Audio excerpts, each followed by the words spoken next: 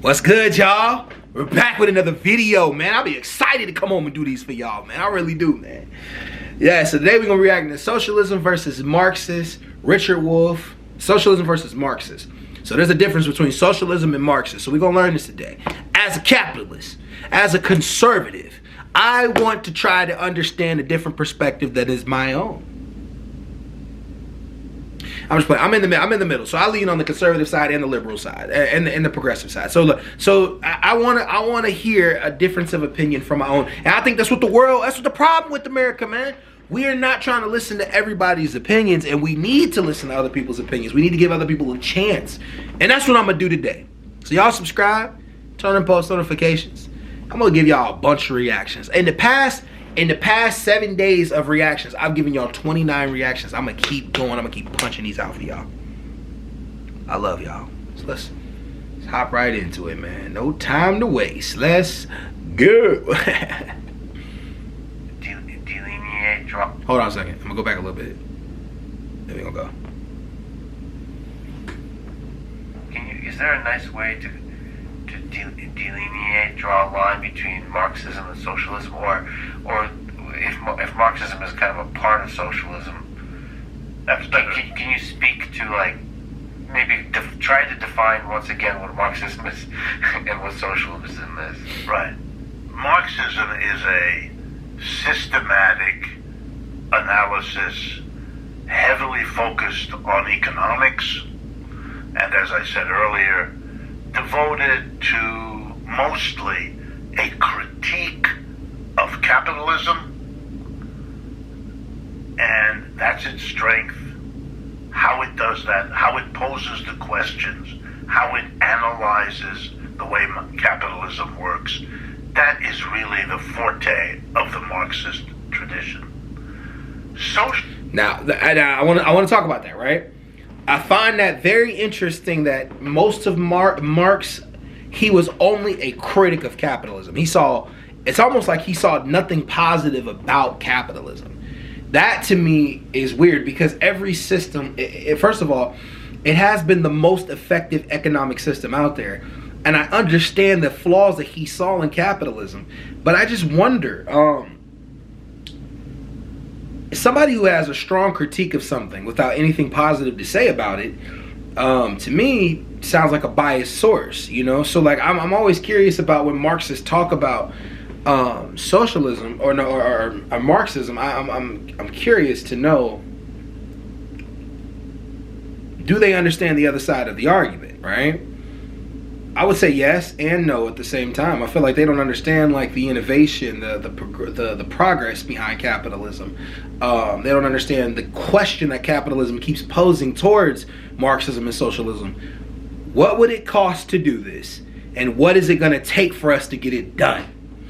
That's the part where people don't understand. And that's the conversation I don't know if Marxists understand. Now he's going to explain socialism. And I didn't really know there was a difference. Both of these words seem to be intertwined with one another. Like, they both seem to be critiques of capitalism, because socialism is giving the power back to the worker. So Marxism, he's saying Marxism is just a critique. So let's see, like, let's see what he says. I could be wrong.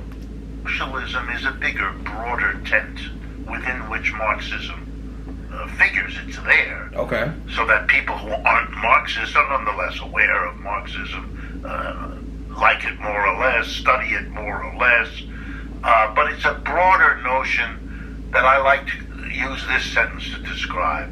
It's a broad idea that we can do better than capitalism. That really there are all kinds of things about capitalism that are not what we as modern citizens of the world think are adequate. That we are in a tradition that goes back to all the people who thought they could do better than slavery, and all the people who thought they could do better than feudalism. We've made progress. Feudalism was a progress over slavery. Capitalism was a progress over both of them. And progress hasn't stopped. And we are the people who, in a variety of ways, want the progress to go further and are not held back by believing that capitalism is somehow the best beyond which we cannot go or even think we find that to be, in the worst sense of the word, a reactionary way of thinking, and we're that large community. Many of us are not interested in economics all that much. We don't think that's the focal area. We are socialists, for example, because we want to do something to deal with climate change. We think the world is about to kill itself. But that's the problem. Hold on. He just said the problem that most capitalists are having with socialism. The problem that capitalists are having with socialism is they don't discuss the economic side of it. How does the economics work? He said they're not focused on economics. If you can't explain how the economics of it is going to work, how can it be effective? How can you know 100% that it's going to be effective?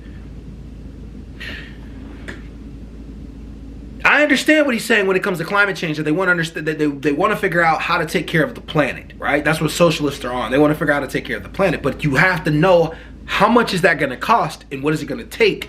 What's the manpower that we have to do these things? All of that kind of stems from economics. Again, I'm gonna say something that a lot of people might get triggered by. In order to get socialism, you have to take from the capitalists.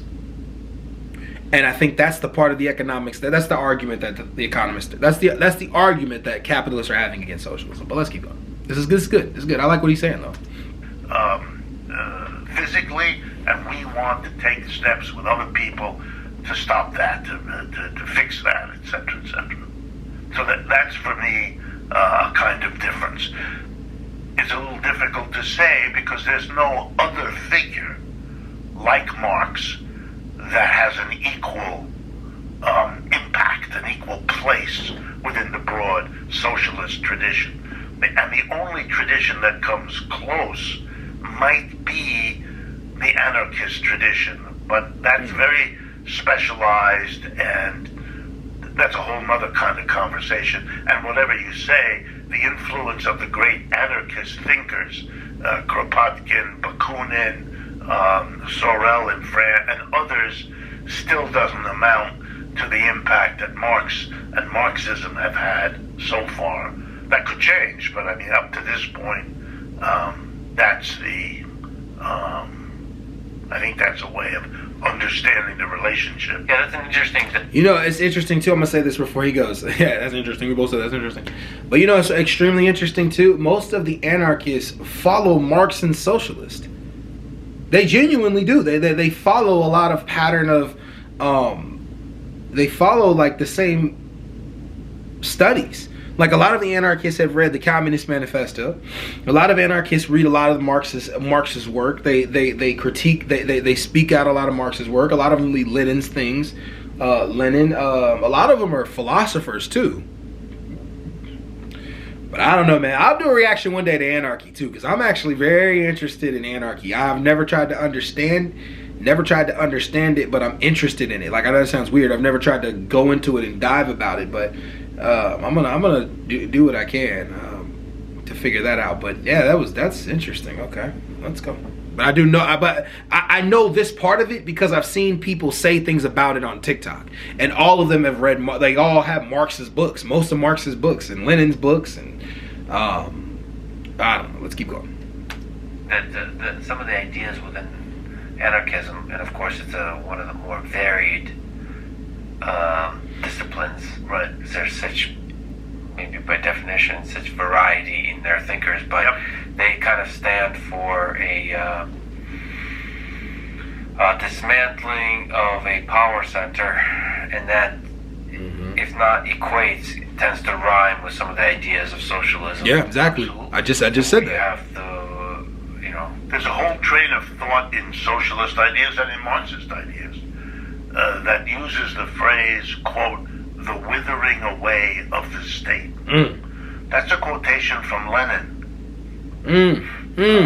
People should understand that's a quotation from Lenin. And it was made by Lenin, posited. In other words, Lenin was saying, that's a good thing. That's something we stand for. We want to create the conditions under which there is a... Because you remember the communists, or what they weren't called that at first in Russia, before the revolution. They were just socialists. Mm-hmm. They were hunted down and persecuted by the government left and right. They had no love for the government. The government was their literal everyday enemy. And being critical of government didn't just mean this particular government, but of the whole. Being a Marxist, you always ask the questions of the social constitution of whatever it is you're struggling against. So there was this interest. Why is the state so important? Especially because if you understand feudalism, particularly early feudalism, it didn't have powerful states. One of Lenin's greatest books is called The Economic History of Russia. And he goes... For those of you who don't know what feudalism is the monarchies controlling the economics in the society. That's feudalism. So I just want to let y'all know that for those of you who don't know. Feudalism is the monarchies controlling the economics in society, dictating what's going to happen in the market, that there's no freedom. And this is where Adam Smith came up with the idea of capitalism because of feudalism, which became more effective because the free market, if the market is free for people to be able to make choices, then the market can choose what it does. The invisible hand will exist amongst society, and the invisible hand is something that Adam Smith came. I hope I said his name. I hope I said the right name. Adam Smith. That Adam Smith thought existed to where, like, if you open up the economy, have the free market there, the economy will figure out what needs to be put for everybody, and people will make decisions, and those decisions will be predicated upon how the economy works, and it'll guide itself, and it doesn't need any government intervention, any intervention of any kind. Simply put, but that's what feudalism was. Capitalism was a product of feudalism. And let's hear it. Goes back centuries. It's a huge book, 3 or 4 inches thick, and I'm one of the few people who've read it. He's very good about the absence of a strong central government in many parts of feudalism, including inside Russia, but also in other parts of Europe. The development of a powerful central state comes towards the end of feudalism as it is desperate to hold on, which ought to be suggestive that maybe the turn to powerful governments here in the United States or in Europe is maybe also because this system is exhausted and can't go on and has to marshal every last bit of power it can not to be lost in history. It would be interesting to see what the Soviet Union would look like if Lenin never died. Right. A lot of people have asked that question over the years. A lot of people. There is Stalin sliding in the middle of the night, erasing the withering away of the state part. Yes, exactly. All right, interesting. Yeah, like that's a good point. I do wonder what it would be like if Lenin never died. It would lead to a lot of I do wonder what it'd be like if Lenin never died. Lenin didn't have the same perception as Stalin. Stalin still went by no, he didn't actually. No, he didn't go by the blueprint of Lenin. He didn't at all. He went away from it. And in a sense, I would think that he created a totalitarian government. I don't care what I don't think it was really predicated on anybody. I think he used the idea of the workers, but I don't know. It's a debatable topic. People can jump in the comment section and debate me on that. Whether Stalin was actually a socialist. I don't believe he was really actually a socialist. I don't believe any of the totalitarian governments were actually socialist. The National Socialist German Workers' Party was what the Nazis were called, but they did fascist things. Same thing with the brown shirts. I don't think any of these people were socialists, even though they spoke as if they were speaking to the workers. So, I mean, it's debatable. But yeah, anyways, yeah, we're out, y'all.